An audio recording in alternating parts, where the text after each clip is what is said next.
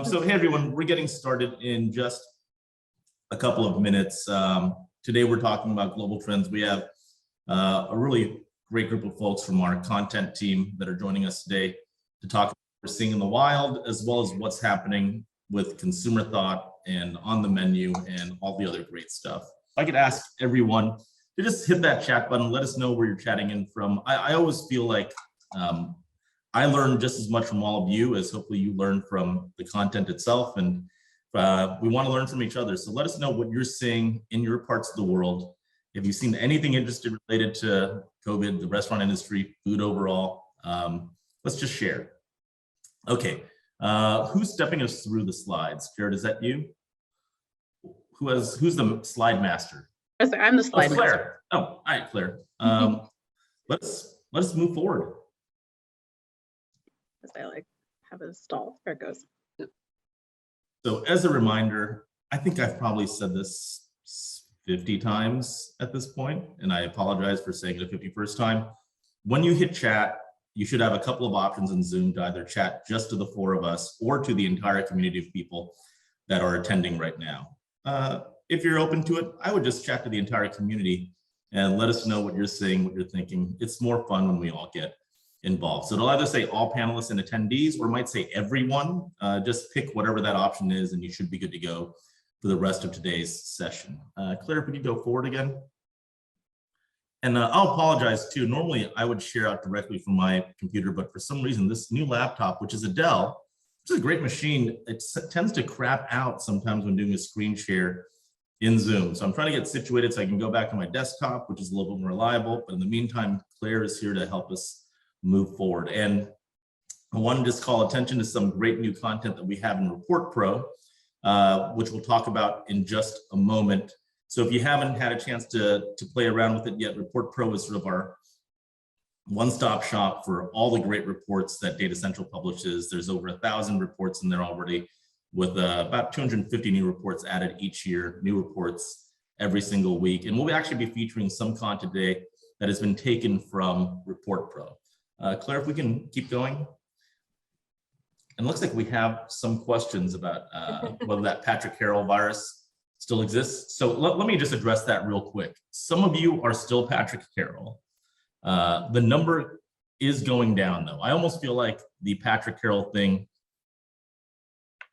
is our overall attitudes toward COVID. We had a rapid decline for a while, and we're sort of in a flatline state where every single webinar, a few less of you are Patrick Carroll. So I'll get you stats next time, but I'm guessing we're probably in the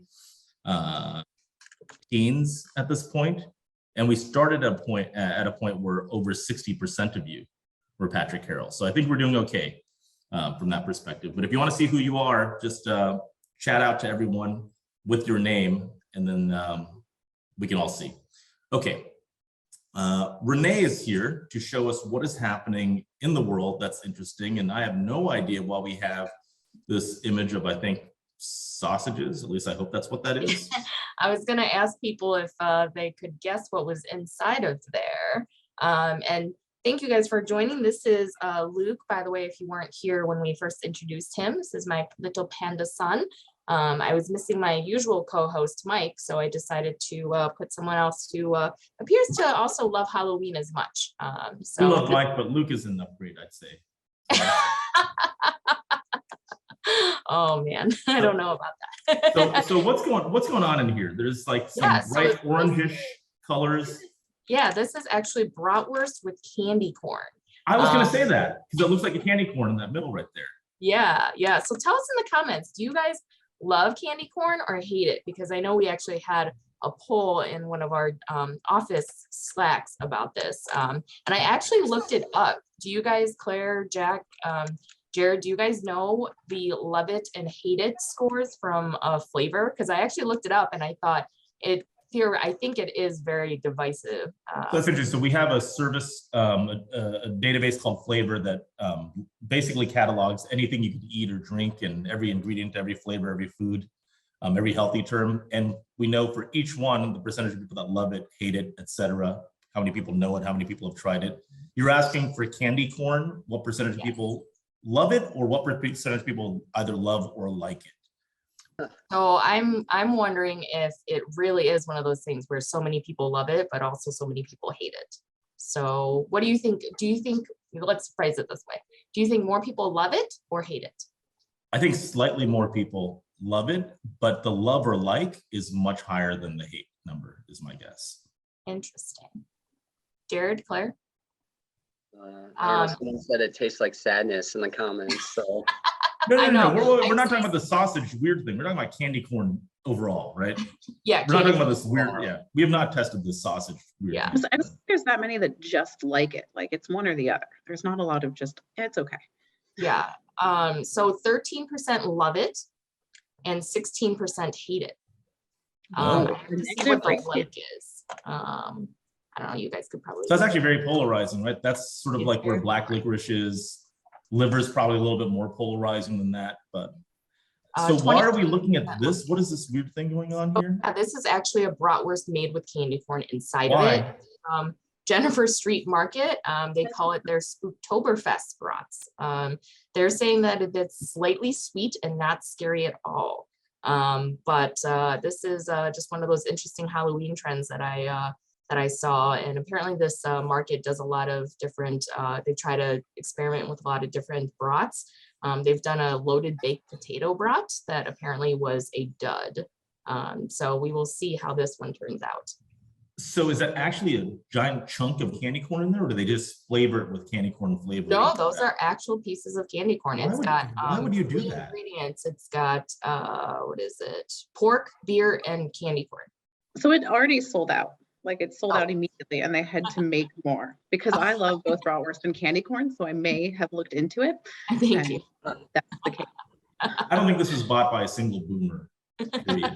It's funny, a few weeks ago, you showed us the pumpkin spice flavored ramen, if you remember that. And I happened to turn on the TV yesterday and the Drew Barrymore show came on. I did not even realize she had a show. And they featured the pumpkin spice ramen and ate it live and all my funny faces. So there you go. Nice. This is just another fun little Halloween costume from Franzia. And this is a boxed wine costume that actually dispenses wine. So you see that lady in the skeleton outfit there actually fits an entire bottle of wine. So you can really be the hit of the party there. Except the disclaimer is you have to buy your own wine to fill it, but it does fit in the bottle. There is sort of a broader trend though, right, of food brands doing weird and wacky things with sort of, non-food products that are, obviously intended to get eyeballs and become viral and be talked about. This is just one more example of that. Exactly. Right. And I almost put it in there. I just saw that Kit Kat was giving away a 4-person humongous Kit Kat costume. So you have to enter with 3 of your friends, and only 3 of your friends can go, and you can get this giant Kit Kat costume. So maybe someone in the comments can answer this, but I remember a few years ago, I think KFC advertised the KFC gaming console. And I couldn't tell if that was completely a joke or if they actually were releasing some sort of gag type of product, but that there actually would be a product. That was a real console, the KFC thing? Yeah, it was like the KFC Xbox or something. Amazing. Okay, let's keep going. Yeah, so next, this is really cool. Again, brands doing things with Halloween, we see it every year. This is actually, I don't know if you guys can see what those words say there, but does anyone have any guess as to what this is? If you guessed it, you probably. Oh, is this, I think I just saw this on the news. Yeah. Right? Was this the Tropicana thing? No. Although that would have been a great one to add in here too. Tropicana just released a orange juice flavored toothpaste, but that does say raisin toothpaste. So this is a haunted house takeover from Sun-Made Raisins. So there's kind of something about brands who own up to consumers' opinions on them, whether they're good or bad. So they're kind of saying, You know, if you ever went trick-or-treating and you got raisins instead of candy, I think you would always remember that house, just as you would remember the houses that give away the huge candy bars, right? So they're saying there's actually nothing more scary than getting raisins while you're trick-or-treating, except for being the house that actually gives them out. So there's a town in New Jersey that rebrands as Monsterville for Halloween. So they actually took over this house and kind of made it all Sun-Maid themed. So again, something that kind of attracts some attention and kind of owns up to, hey, you know, we're great for other parts of the year, but we know you might not love us for Halloween. Love it. This next one is another Halloween one. So this is a place called Rewired Pizza and Cafe in Chicago. And they did something similar to, you've probably seen the spoof on Alinea a few years ago, also from Chicago. If you haven't, you should look up the YouTube video. It is hilarious. But this place is dressing up as Domino's, the pizza chain. And so they were inspired to do some pop-ups and just couldn't do them because of the pandemic. But now for Halloween, thought it was a good way to do it. And so they are putting their little spins on Domino's menu products. Have they been sued yet? Has that already happened, or is that coming? I don't think so. Not yet. Okay, let's not get sued either, so we will just keep going on that one. And this is a cool, you guys have probably seen Miso Robotics. They were doing Flippy the burger robot. I know, Jared, you were talking about being familiar with Miso Robotics. This is called Wingy, and they are a new wing frying robot that B-Dubs, Buffalo Wild Wings, is testing out. So it can actually fry the wings and then also take them out and put them into a holding area for people to package them up. So, I think I've noticed that, right? Because they were initially known for Flippy. Then it seems like they started doing more things with fries and appetizers and fried foods. It seems like maybe that's the bigger market that they see right now, or maybe it's you could just do that more accurately than you could with the burger. I don't know what it is, but we certainly think, and we've been saying this for years, that the robot revolution in food is coming, and certainly accelerated by the pandemic. And, you know, deeply accelerated by the fact that most consumers are super open to having not just technology in their life as it relates to food, but are okay with robots making or even serving their food. That barrier is largely gone in consumers' minds. Even with boomers to, you know, some extent, although not quite a majority of the way it is with other generations, but you're gonna see a lot more of this stuff. And you think about the labor shortage, and where brands that have money to invest in, capital expenditures, what they're going to do, it's going to make a lot more sense to many of them to automate and robotize more of what they do. So expect a lot more of this, I think. This is cool. I don't know if you guys are big TikTokers or if you have seen this viral video from Emily Mariko. She uploaded a video of making this leftover salmon rice bowl.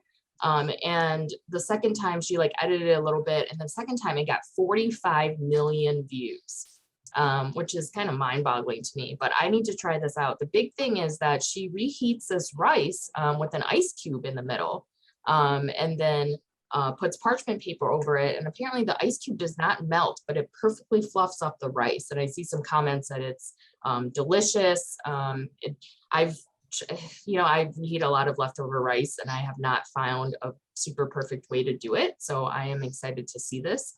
But the cool thing about this, I thought, is that the picture in the middle there is actually from Woodman's, which is a grocery chain in the Chicago area. And so they actually put all the ingredients on the shelf next to each other that they use in this, and then put that, we've seen this on TikTok, here are all the ingredients for you to easily try it. So as a consumer, I would love that. I don't have to run through the aisles and get through everything to recreate this recipe. And then as the chain, I think you seem, very hip, if kids still say hip these days, by staying on top of some of these trends. So kind of a nice win-win. So 2 questions. One, what's the name of the dish, or does it have a name? A salmon rice bowl.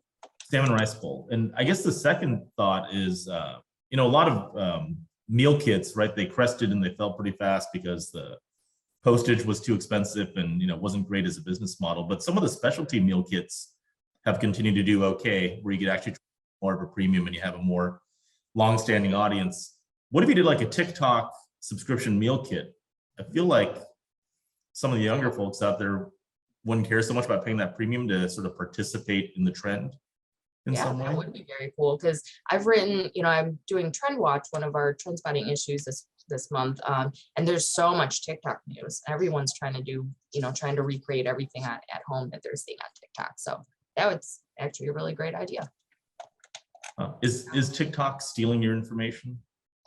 That's another topic of conversation. It'll know what you eat now. So this, have you guys seen this? This is, well, I know you've probably seen it on Slack because one of Kelly at our company talked about this. This is the Curder Burger from Culver's, and they released this for one day only on National Cheese Curd Day. And it was actually from an April Fool's joke as well. So we've been planning those fake April Fool's jokes throughout some of Mike and I's webinars.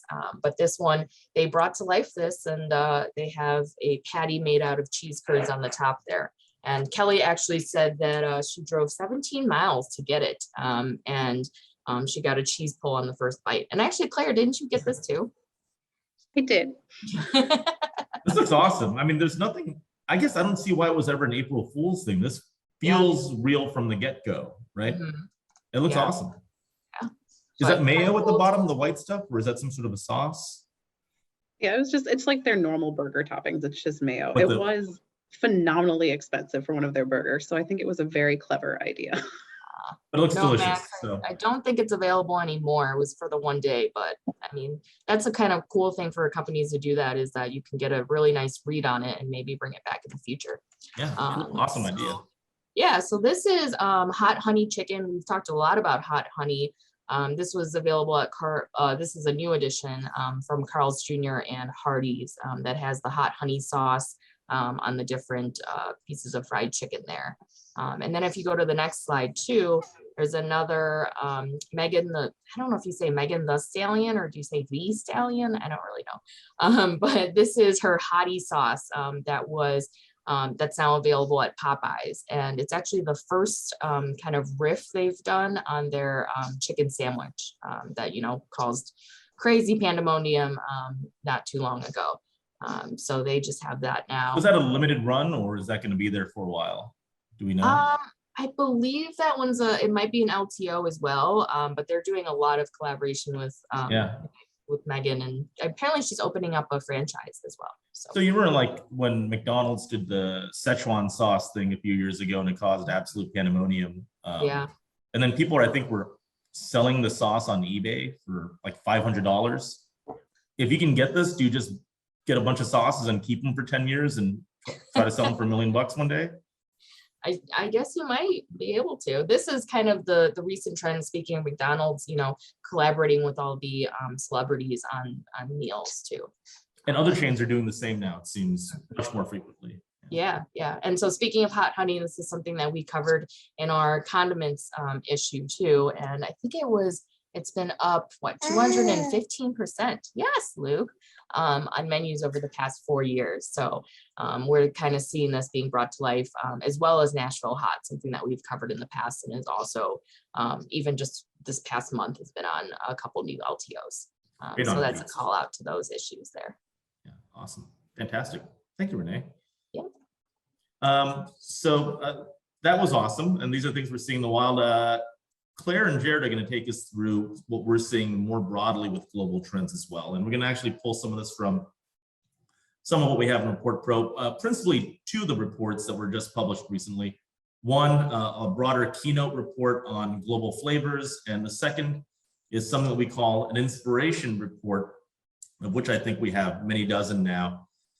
That's basically everything you need to know to innovate, ideate, and come up with some really great ideas either on the menu or inside of a store for a particular product category.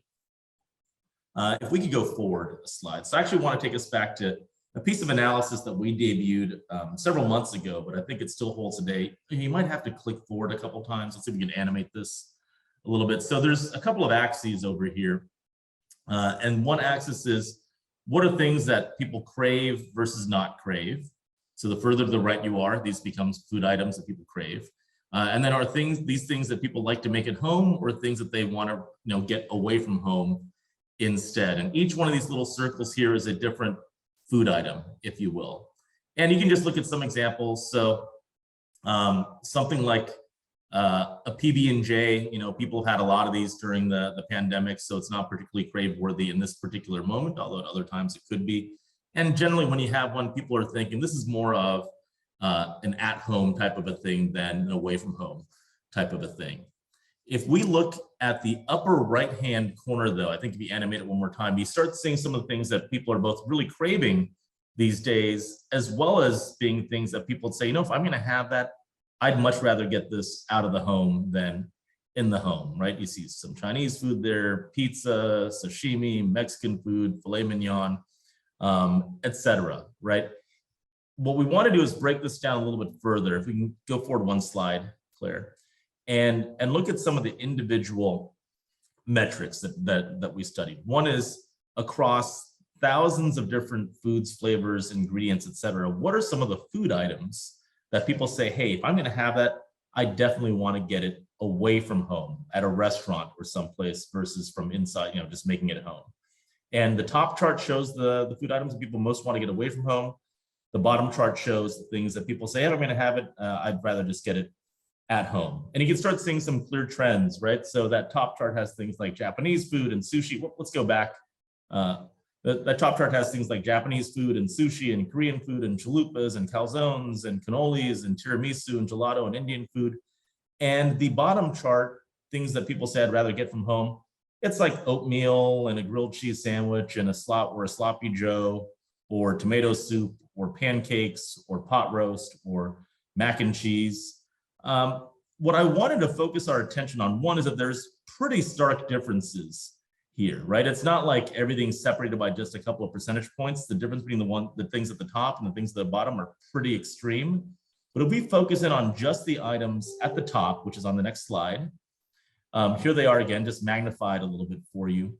What do you notice among these things? So hopefully this is big enough for you to actually read on your screens, but it reads, going from left to right, wonton, Japanese food, sushi, Korean food, chalupas, mushu pork, calzone. And I think we're seeing comments here that got at it, although I felt like we sort of gave away the answer already, given that we've already announced what the title and topic of today's webinar is. But you're absolutely right. This is a list dominated by foods that tend to come from around the world. And yes, and some of these things might be much harder to make at home, where people just don't know how to make them as much at home. And if one of the things we want to do is motivate people to get back out into restaurants in full force or even beyond, we probably want to focus on some of those things they can't just easily get at home. And a lot of that concentrates in global foods and influences. So if we can go to the next slide, Claire. Here's an interesting piece of analysis where we look at different types of cuisines, right? So not individual food items, but broad cuisines, everything from Japanese food at the top, all the way down to American food at the bottom. We asked, where would you like to get that cuisine from? Would you rather have it at home, away from home, or do you have no preference either way? And the thing that strikes me is that basically almost all of these are things that people say, if I'm going to have it, I want to have it away from home, not at home. There is only one item on here where people are more likely to say at home than away from home, and that's American food. If you can give that a click, Claire, I think it might. Right, and you could say that Italian food is, not too far off, 31% versus 42%, but still a smaller number for at home than away from home. And you see Mexican food over there. I guess you could sort of say like Mexican and Italian are almost thought of as being close to American food in some way, but even there, more people prefer to get these away from home than at home. And actually, someone just asked a really good question that I would like to throw out to all of you, and we'll share our perspective on this too in just a moment. But what is American food anyway? Try to define it for the rest of us. And I would say, try not to define it in terms of food items, like, don't just say American food is a burger or a pizza or something like that. What is it conceptually, right? If you were to write the, Webster's definition of American food in 20 words or less, what would that be? Someone wrote boring. That saddens me, but okay. what is American food? Try to define it for all of us. Give it some thought. Okay, let's keep going. So we also asked people, just in terms of broad categories of things, what are the things that you really say, hey, I'd much rather have away from home than at home? And you can see sort of a partial list of them here. If you give it one click, Claire, you could see the things at the top across all the different things you could put in your mouth. Well, maybe not everything you put in your mouth, but all things you could eat or drink tends to focus on cuisines and things from other parts of the world. These are things that people most want to get away from home. And I think, that's why what we're going to talk about today is so darned important, because there's just a lot of away from home craving for these types of things, global foods and flavors and other inspirations from around the world. So if we can move forward again. So many of you are not only familiar with, but are probably actively using our menu adoption cycle, which basically says that all trends move in a 4-stage life cycle. And Jared, do you want to maybe talk to us about what we're seeing over here relative to global cuisine? Sure, absolutely. So this is our And trend. Sorry, Jared, did you want me to do it? I was going to do it just because we Oh, did sorry, Claire, I'm spaces. sorry. Please jump on in. Yeah, I apologize. For this, what we have, of course, are the things. I think the first thing that happens is you look at it, and it's impossible to put every cuisine that is in the globe on a menu adoption cycle. We could never capture everything. So when we're creating this, we're thinking of ones that are starting to have some legs and are being featured on menus and might fit with a greater theme. So we have everything in green in Inception, and we'll be covering a lot of these. And the key takeaway, and Jared will expound on this in a little bit, is that those items in ubiquity are not what we focused on for what we're going to be talking about. So as Jack showed that chart, that for the most part, and it's a couple people in the comments are noting, like Mexican and Italian are sort of inherently almost part of our cuisine as American food at this point. We're looking beyond those and what's next, because we did not include those ubiquity cuisines for the information that Jared's going to be covering from the survey. So that's kind of the key takeaway. And then the other thing is when we think about global at Datassential, we also think about very distinct regional styles, particularly for US regional. So those are also on here, folks might notice. Yeah, fantastic. So let's keep going if we could. So I actually wanted to maybe use this as a chance to ask a question. And here's a very simple one, which is this. When foods from other countries become popular in America, can they at some point be considered American food? Right? So whether it's pizza or a taco or something else, something that becomes really commonly consumed in this country, can it eventually be considered American food? I guess in my mind, this is almost like a two-part question. The first is, how do you respond to this? And the second is, then what is American food? Right? Because I don't know if we have we had that much stuff other than what's come from indigenous cultures that actually originated here and didn't originate from some other part of the world. It's an interesting question, right? What actually is American food? So what do you all think the split is in this? 90-10, 50-50, 75-25? What would you guess? And I actually think this is probably one of those things where the votes that we have here are probably not that dissimilar than what we'd see in the general population, even though we're a little bit different on age, even though we have some we have industry professionals here, not just typical on the street consumers. I would bet that we're probably not too far off, but what do you think? What do you think this distribution looks like? Jared, do you want to venture a guess? I don't want to throw out any numbers. I'm hesitant to, but I'm going to lean that more people are going to say global foods can be Americanized. Claire, Renee, agree, disagree? I agree. I was going to go 60-40, but for no particular reason. Renee?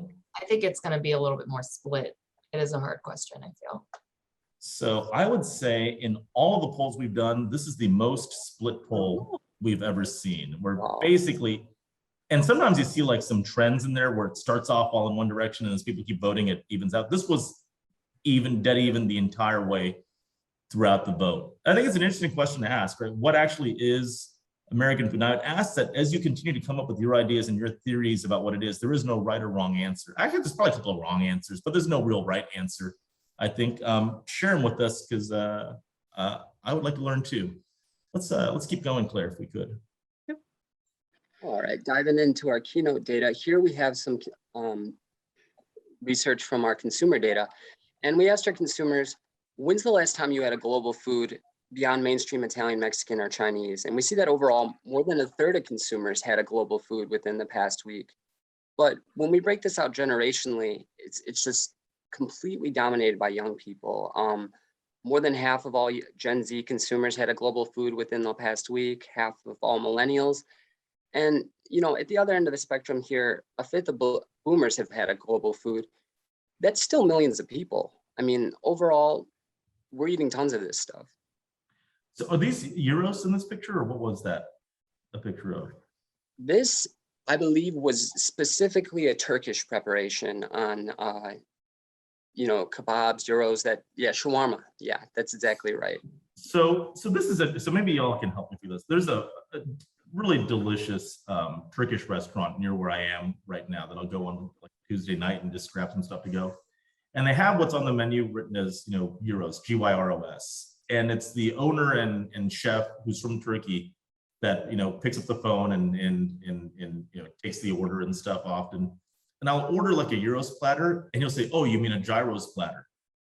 And I'm like, I get so confused. Am I totally mispronouncing that? Or is there a different way that it's pronounced in Turkey than, you know, in other parts of the Mediterranean? I mean, I don't know. It's gyros, isn't it? Or does it depend on who you're talking to? No. Yeah, it's never gyros. The guy says it to Gyros me, in and it Chicago, totally if you go to throws a me gyro off. stand, but we say it almost ironically. It's gyro. Maybe is it so many customers have called it that he's just sort of given in and adopted that too? Maybe he's testing. Maybe he is. Okay, maybe I'll get a discount next time if I insist that it's gyros. Who knows? But it's delicious. Okay, let's keep going.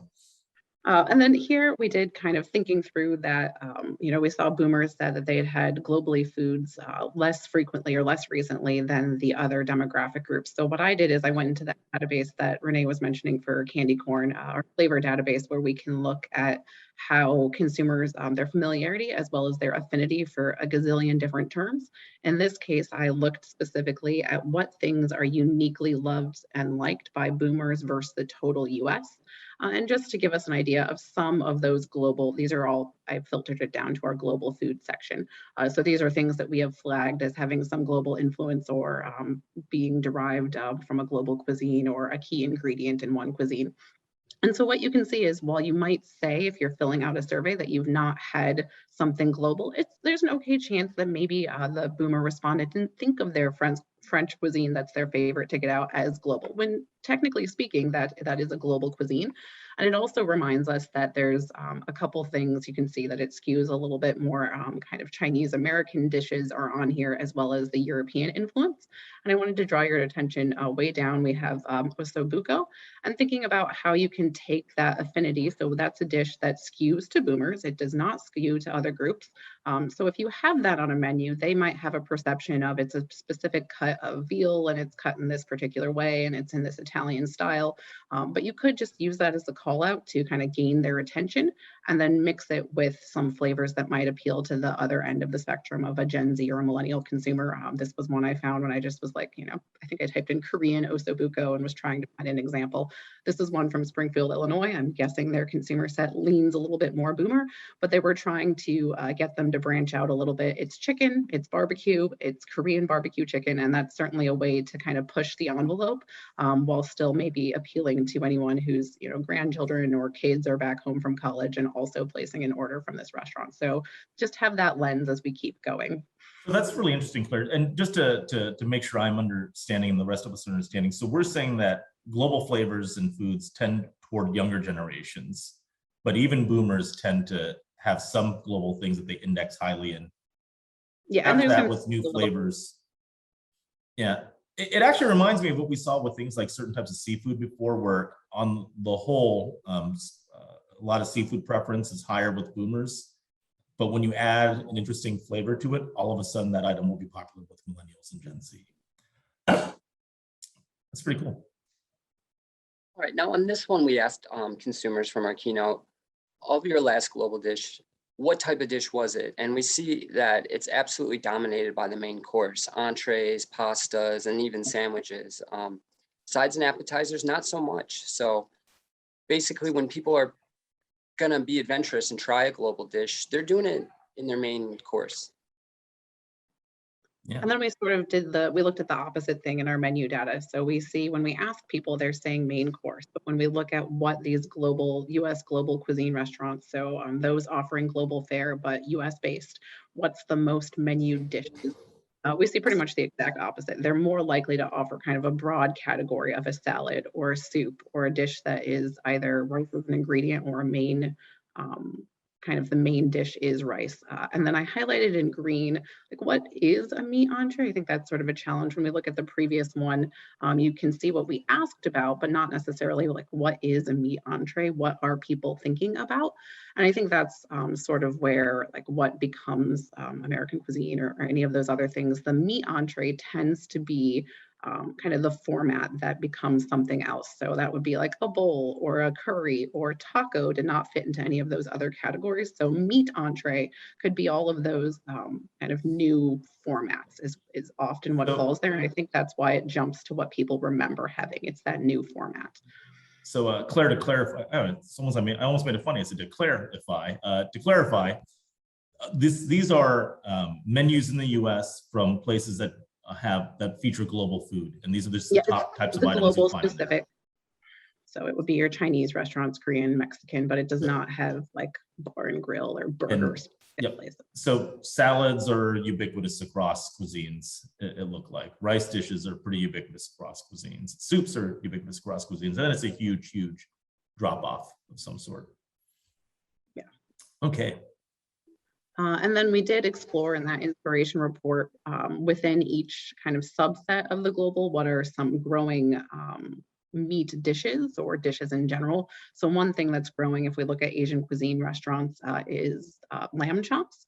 Lamb chops are certainly not something that are always easy to acquire. They're kind of a specific taste. They're not something everyone knows how to prepare, so they have that appeal. It's driven primarily by Indian cuisine, the growth, but it's not just Indian cuisine restaurants offering it.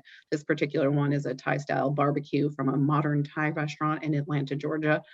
So that's one example of something that's growing. And then we're also starting to see chashu pork start to grow. And that, the specific, it's very, once it's sliced and you have the rolled pork shape, it's very visually appealing, and it's common as a topping for ramen. And I think that gets back to what Jared showed of what people are choosing to have away from home is it kind of depends on how you see something. It's possible, yes, ramen is technically speaking a soup, but when I think about it, I might call it a meat entree. And particularly if like the lead element is this new meat that I have not had before. So there's a little bit of kind of blurring there. I've been to that restaurant in Knoxville, and it's great. But when I look at this dish, does anyone else see a bear? Like the two eyes, like the big like snout and like little nose. When I was looking for it, someone commented that it looked like a frog, like a little bit like a playful child frog, which you can kind of see. I can see that too. I see the bear first, but I can see the frog as well, I guess. Huh. Oh, this is going to turn into that. What was that thing where they played like that one sound? You either heard one word or the other word. You remember that from like a few years ago? Anyone remember what those words were? I feel like we're doing the same thing with the ramen right now. Okay. Laurel Yanny, that's what it was. Yeah. Yep. Okay. And so those entrees, really like hit this insight really well too. So we also asked consumers, of your last global dish, what day part did you have it in? And by far, PM meals dominated global food consumption, especially dinner. And I think that, that really just shows that, we're eating a lot of global foods, but they're not really making it to breakfast or the snacking day part yet. So there's still, so much room to grow on that front. And a lot of this is a function of where you have it, right? Because we know people tend to have their first new food experiences more often in restaurants or from restaurants than at home. And breakfast and to some extent lunch tend to be a little bit more habitual in terms of what you eat. It's the same thing or the same routine every day. Dinner is when you start bringing in that variety, which opens the door to all these global inspirations. So it's a smart idea to start with dinner. Now, one prominent theme in the keynote was all around authenticity. It came up in tons of, really interesting ways. Nearly 2/3 of consumers' last dish was authentically, traditionally prepared. And, this, essentially the same number overtly preferred that type of preparation for a global dish as opposed to a fusion or mashup type dish. And The 52% we see here is an interesting stat. It pertains to our operator data. We asked operators maybe 15 different ways to position a global dish.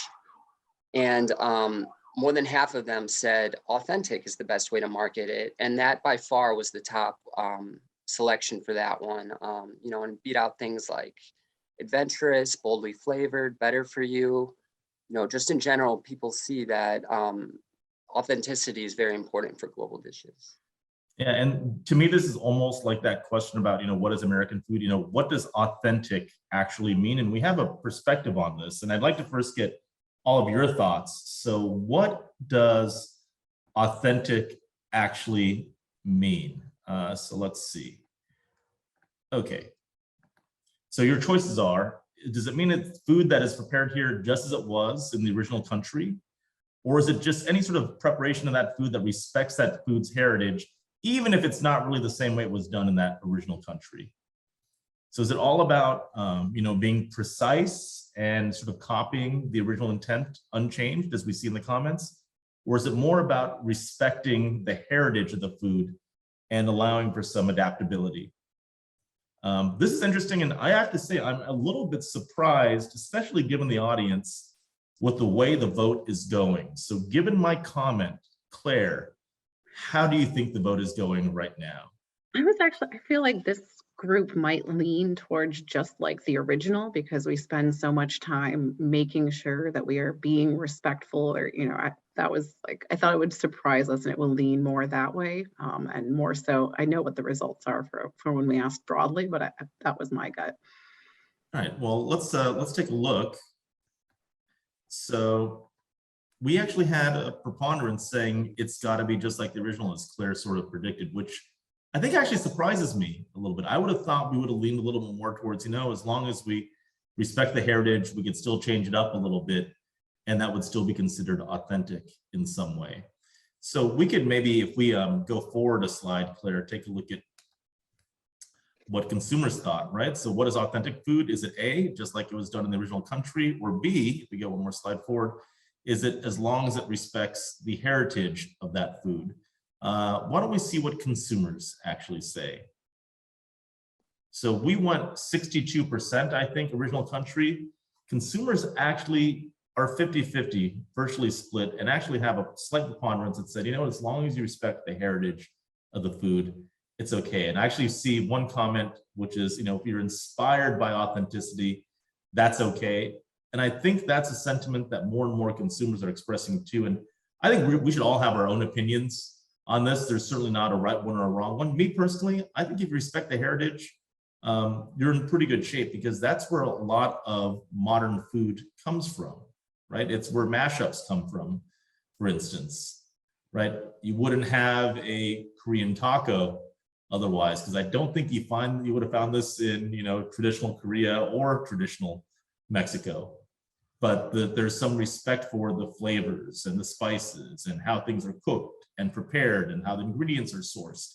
I think if that's respected, you could still have something that's thought to be authentic, even though it's pretty different than what you might have found in the source country. Let's keep going. And then now we're going to cover just a couple different mashups. I know when mashups started to gain, I don't know, a decade and a half ago, we at Datassential were very intentional with calling them mashups rather than fusion, because it felt a little different. I think we're back to kind of blurring those things. But mashup being something that might come from the history of a particular individual rather than, you know, one person's vision of fusing together Mexican and Korean and then trying to come up with a restaurant. It's a specific dish that comes from their history. So this one, I was doing the work for the inspiration reports and I was filtered on Asian cuisine. And one of the top growing dishes was nachos. And my immediate reaction was, oh my gosh, what is happening? And when I looked at the data, it was in fact happening. And it was in fact Asian cuisine restaurants. And in particular, this one, because of we have to make sure we cover MAPO every single webinar. So we made sure to bring it in here. And so this one was Mapo Tofu Nachos from Double Chin. So it's the Chin sisters in Boston, Massachusetts, and their whole menu are these fusion, they call them fusion, so I'll call them fusion if that's what they're calling it. And obviously I'm not going to say that that's not an authentic interpretation. That's not up to me, but it certainly looks delicious. And I think that kind of story has to do with, reasonably authentic is something people are talking about in the chat. This one also looked delicious, and it was another one that was showing up in the data. I was like, oh, stroganoff, and it was not showing up at European cuisine necessarily. So this one from Grassa, which is more typically Italian type dishes. It's a smaller pasta chain in Portland, Oregon. This Texas stroganoff, I'm sure there's some historical reason for an individual at the chain to have come up with this. You know, they had both of these elements growing up and realized that they worked well together, and that seems like a perfectly authentic prep in its own right. This starts to get, maybe we're getting, birria is still newer, so maybe we're getting into what is authentic. The birria, of course, being controversially here, we keep debating, is it soup, stew, is it neither of those things, is it entree? I know the classic is that it's typically goat, generally stewed a long time. Typically you serve it in a tortilla. Oftentimes the tortilla is cooked in kind of the oil that, the fat that comes off of the dish. So that would be the most authentic way to do it.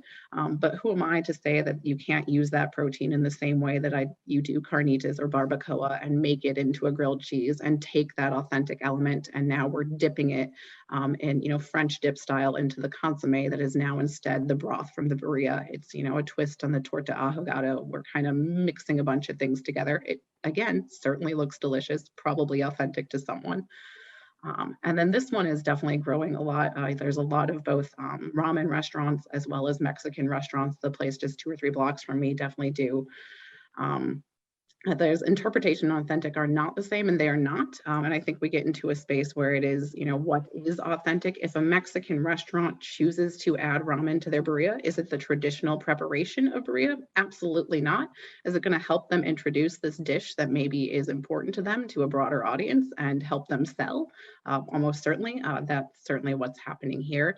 And then we get into, a couple people mentioned in the chat, and it's certainly called out in a couple inspiration reports, but there's so much historical fusion where cultures have always overlapped. It happens, you know, in parts of, you know, New Orleans and different things in the US. And then it can also happen when people come from one country and then come to a new place. So we have chifa, which is, of course, the Chinese cuisine of Peru. And it's an entire way of being, and there's all sorts of things you're missing certain elements. So now that protein that you used to always use at home, now instead you use this and it becomes something new. And now there can be authentic chifa cuisine that looks nothing like either part that it came from. That's actually interesting. So looking at this dish, right, the Chinese food of Peru, is this authentic? It's a weird question to ask. It's actually a weird thing to think about. And or maybe is it, if you give it long enough time that it becomes embedded in that culture, does it become authentic? I mean, it seems like people in the chat agree. I would say it is. It's certainly authentic to those who prepared it, which is kind of what we went back to. But the first time you made it, was it authentic? Is it just the test of time that made it so? Or does it go back to that whole thing like, hey, if we respect the heritage of, you know, Chinese cooking, or respect the heritage of Peruvian ingredients or whatever may be used there, that can make the thing authentic, even if this were not exactly what you would have found in the source country. Who knows? It's an interesting question. So agree or disagree. I think we have a couple of choices over here. Should we highlight them? For food to be authentic, it must be made by a person of that culture. Ooh, I feel like we are getting into scary territory over here. For it to be authentic, it has to be made by a food of that person, a person of that culture. And I think I know which way this group is going to vote, and I believe I'm probably very much on that side of that vote, and I see the votes now coming in. So what do y'all think? Claire, I'll start with you again. Which way is this vote going to break? I think it's going to skew more to the agree, certainly, than it did when we asked this of like the regular people. I think in this group, it's very important to think about that. Do you think it's going to be a lot of agrees? Yeah. Okay, Jared? I think it's going to skew more disagree personally, but I'm very interested to see. And Renee? Yeah, I think it's going to be more disagree. So you are both right. And not only are you right, you are remarkably right. We're at 99-1 for a good portion of the vote. We ended at 93-7. But that's the view of us in the food industry. Let's see what we can click forward, Claire. What consumers think. So consumers also generally feel the same way, but not quite as sharply as we do. About 28% of consumers actually agreed with that statement, that authenticity is a product of the person making the food themselves, that actual person, not so much the ingredients or the heritage or anything, but who that person is. If we can go forward one more click. The thing that becomes interesting is if you look at this number, this 28%, and you break it out generationally, here's what it looks like. Boy, is it different as you move from one generation to the next.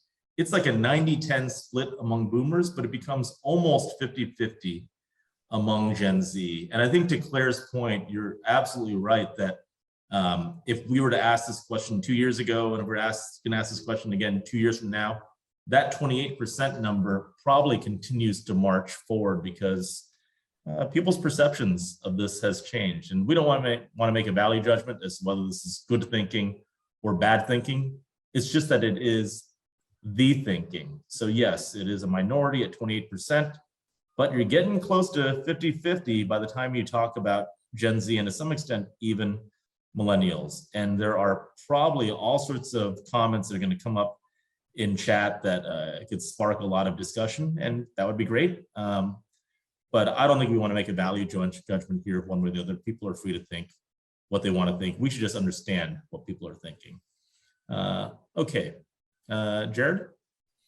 All right, well, this is a pretty fun slide. So here we asked our consumer respondents, when you encounter an unfamiliar global food, which of these are most important? And, you know, even above familiarity with the ingredients in a dish, it's sight and smell. So, you know, if something smells good and looks good, people are going to want to eat it. And I think that's, you know, it's really interesting to see how much higher those aspects are than everything else on this list.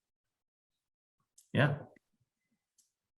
And then just a couple examples, thinking about if we talk about visually appealing, I think there is so much to do with visually appealing where there is an innate part of and the aroma. There's an innate part of your familiarity with the ingredients. It's hard for something to be visually appealing or, you know, have a nice aroma unless it's something you're accustomed to or within the realm of something you're accustomed to. So these are chili cheese takoyaki, obviously not a traditional preparation, but probably more approachable to the average consumer in Austin, Texas, particularly than having a more authentic, like sprinkle of bonito flakes on top, which would have a very different aroma and a very different visual look with, you know, as heat touches them, they start moving around. That would seem a little unusual.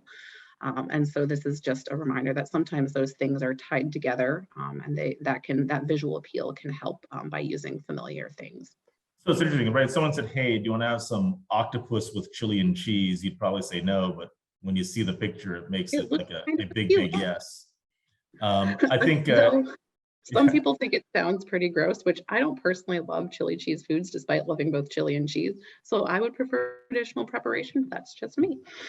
Yeah, and I think Aaron had asked if these slides are available. Actually, all the slides from all the webinars are available. You can get them off our website or reach out to whoever you work with at Datassential, and we're happy to help you with that. So you'll find them there.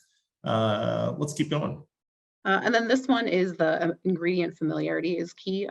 So akara is a black eyed pea fritter from Nigeria, and we'll cover a little bit more on Nigerian cuisine in a bit.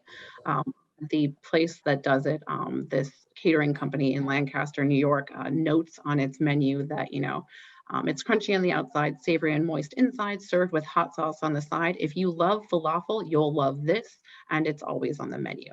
So they know that falafel is somewhat more familiar to their consumer set, and they're just relating it to something. Maybe you aren't as familiar with the taste of black-eyed peas, but it's a fritter made with a pulse. How a pea, how bad can it be? Warning them.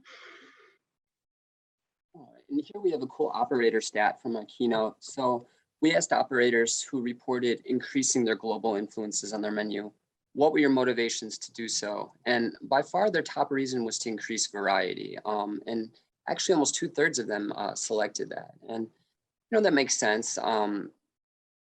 Global foods are exciting and whatnot. So having more increased access with them definitely expands their offerings by quite a bit. Yeah, and well, you think about just what global foods can do for us, as people. Not everyone has the time or money to travel around the world. And when you do travel, what do people like to do? They like to see the sights, maybe do some shopping, and they like to eat. Well, the eating part is something we can import into many restaurants here, right? Why not give people that experience without having to spend many thousands of dollars to fly someplace? Just let them do it in their own city. All right, I'm actually going to skip this since I know we're getting up against time and I want us to get to the rest. All right, here's another cool operator stat. So we noticed that almost 3/4 of operators, just in general, their perception on global foods are that they're premium, and then they can charge more for them. And I think this image really captures that concept well, because you think of a stereotypical lunch of a soup and a sandwich, maybe something like chicken noodle soup and half a BLT. Instead, if you replace it with pho and a banh mi, suddenly it has that global aspect to it, and it definitely does seem more premium than the standard soup and sandwich offerings we're used to. All right, so now we're going to take a look at some specific regions of the globe, and this all comes from our keynote data. So here we ask consumers, of your last global dish, which region of the world did it originate from? And just as a reminder, this doesn't include Chinese, Italian, or Mexican cuisine, but we've stripped out the ubiquitous global cuisines, essentially. Yep, that's exactly right. And even doing that, Asian cuisine still dominates consumers' last global dish, and it's not even close. Looking at European cuisines, and again, this doesn't include Italian in this case, operators overall have the most experience with that. We asked, have you currently featured these 5 regions? Have you featured them in the past year? Or have you never featured them? And European won by that by a little bit, but Asian cuisine again is right behind it. Asian cuisine is super popular on US menus.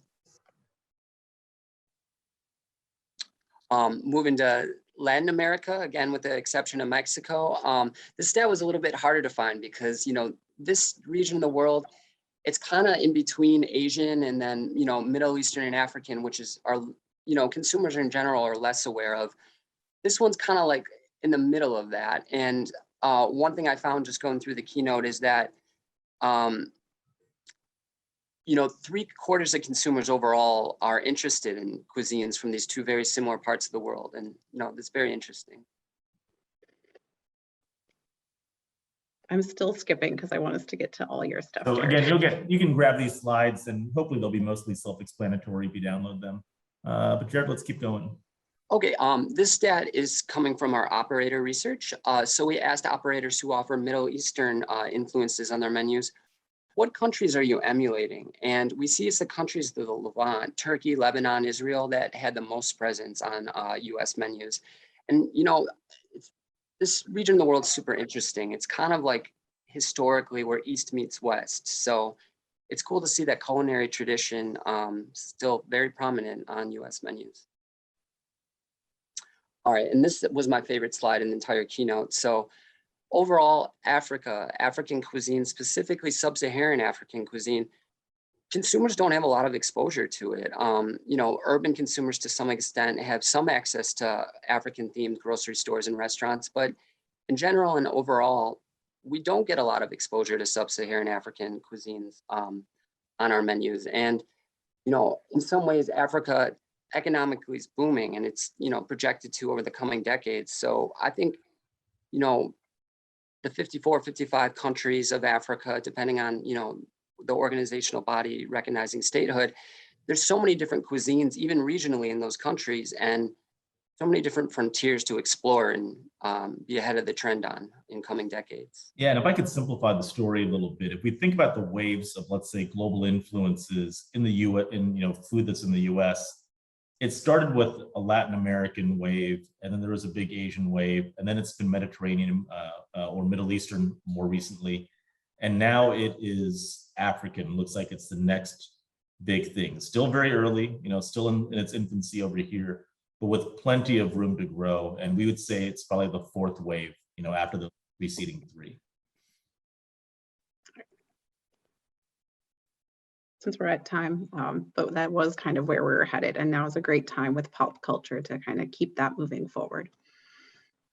All right, and we'll share some thought starters from our keynotes, which are, you know, we include them in each keynote, just kind of like good takeaway thoughts. You know, if you get anything from the report, think about these things. And the first up is that global foods tell a story. And, you know, just think of any meal we eat, you know, like a stereotypical breakfast. I mean, there's so many rich traditions if you really drill down on everything we're eating, like, you know, the history of coffee, you know, like crepes, all these different things. You know, we're not really just like going outside to our gardens for everything we eat. So everything has a story to it. And another good one is routine is boring.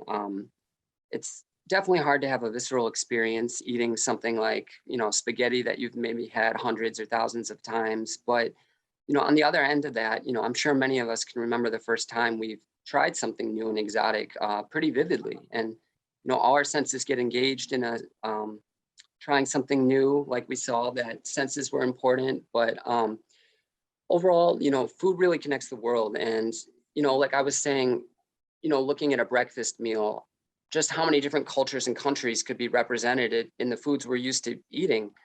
It's just, you know, another touch point of connection. We saw that younger consumers especially have had a higher rate of global food consumption, and just this connection of food being a cultural medium is constantly expanding. Look, I would say there's probably not many things in life that you have to do that are also very pleasurable and make you happy. One of the few things on the list is eating. And if you look at what happened during the pandemic, one of the things consumers said early on they missed most was going out to restaurants or having just sort of a dining experience, with much of it being about trying new things. So I think we owe it to ourselves and our businesses and to just the general public to continue offering that experience to them. So thank you again, Jared, Claire, Renee. Great stuff as always. As a reminder, in 2 weeks, we have another webinar. It's every other Thursday at noon Central. And then it just so happens that 2 weeks after that, what would have normally been a webinar falls precisely on Thanksgiving. And while we love you a lot, we don't love you so much that we will cancel our Thanksgiving for that. So we ask that you don't cancel yours either.